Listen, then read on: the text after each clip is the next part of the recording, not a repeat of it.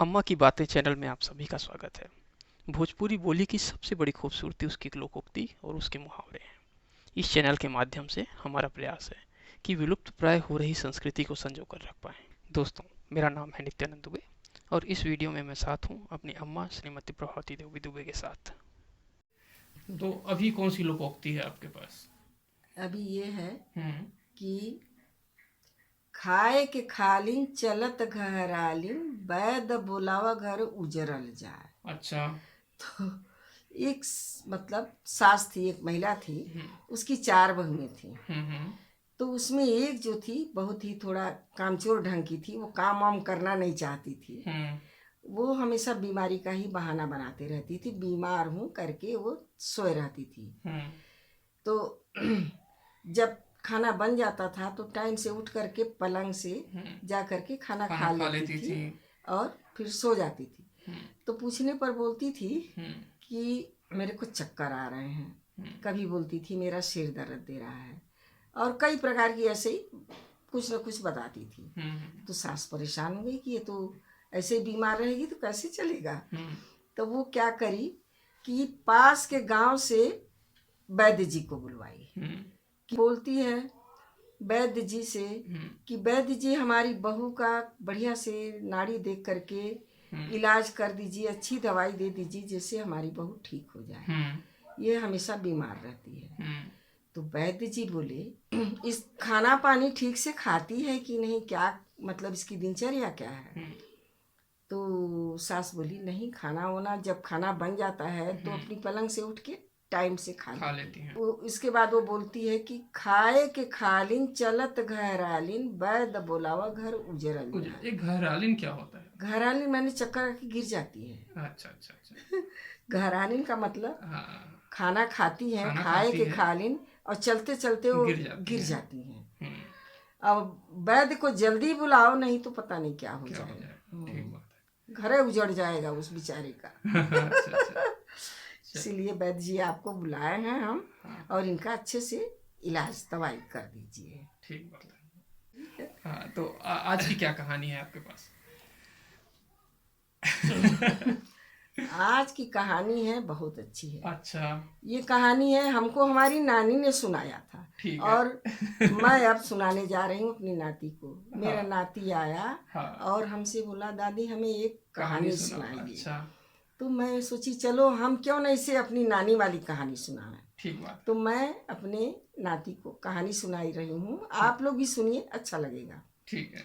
तो राजा रानी आवत रहले, पोखरा खनावत रहले। पोखरा के तीरे तीरे इमली लगावत रहले। अच्छा। इमली के खुतड़ा में 900 अंडा और रामचरण फटकारे डंडा। ठीक है। डंडा गइल रेत में मछरी के पेट में। कौआ कहे काव काव, चील कहे झपटो, और मंगरू के टांग धइ के रहरी में पटको। तो अब इसको मैं विस्तृत बता रही हूँ, आप ध्यान से सुनिए। ठीक है। एक राजा रानी थे, वो कहीं से घूम के आ रहे थे और वो एक तालाब खुदवा रहे थे, मतलब उसकी देख रेख कर रहे थे। तो राजा रानी आवत रहले, पोखरा खोदावत रहले, पोखरा मानी तालाब, खुदाई करवा रहे थे। अब पोखरा के किनारे किनारे इमली का पेड़ लगवाए। चलिए। राजा रानी आवत रहले, पोखरा खनावत रहले, पोखरा के तीरे तीरे इमली लगावत रहले। तो इमली के खोतड़ा में 900 अंडा। ठीक है। तो एक रखवार समझे रखे थे वो। इमली के खोतड़ा में 900 अंडा, रामचरण फटकारे डंडा, उसका नाम था रामचरण। अच्छा। वो पोखरे की रखवारी करता था, मतलब तालाब की और इमली के पेड़ की। ठीक है। तो वो क्या करता था, उसमें जब चिड़िया ज़्यादा अंडा देने लगी, परेशान हो गया, तो वो डंडा से अलग फटकारता था, मतलब भाग जाओ यहाँ से, भाग जाओ। हाँ। चिड़िया लोग को भगाने का काम करता था। एक दिन क्या हो गया कि अकस्मात उसका डंडा हाथ से छूट गया और छूट के जाके रेत था, वो जो तालाब के किनारे रेत था उसमें धंस गया। अच्छा।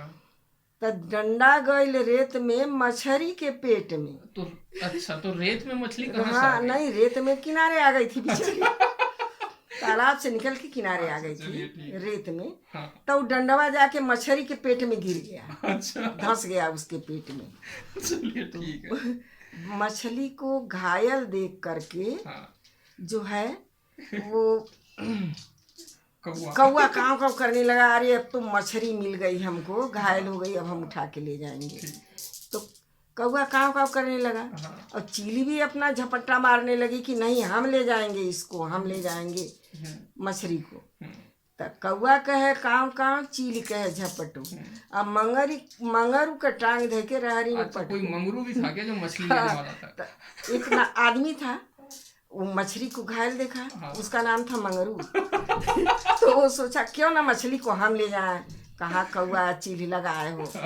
तो रामचरण गुस्से में आया, हाँ। बोला कौवा चील को तो मैं कुछ नहीं कर पाऊंगा, लेकिन मंगरू के पकड़ के टांग और रहरी खेते में पटक दिया। ये रहर का खेत क्या हुआ? रहर माने रहर बोते हैं, अरहर जिसकी दाल बनती है उसका पेड़ होता है, माने बड़े बड़े होता है। हाँ। वो आदमी से बड़ा होता है, उसमें रहर फलती है। अच्छा तो वो खेत उसी में ले जाकर उसको पटक दिया। अच्छा बोला जा तुम नहीं ले जाओगे अब। हाँ यही बात है, तो ये उस कहानी का समापन है। कहानी का यही अर्थ है।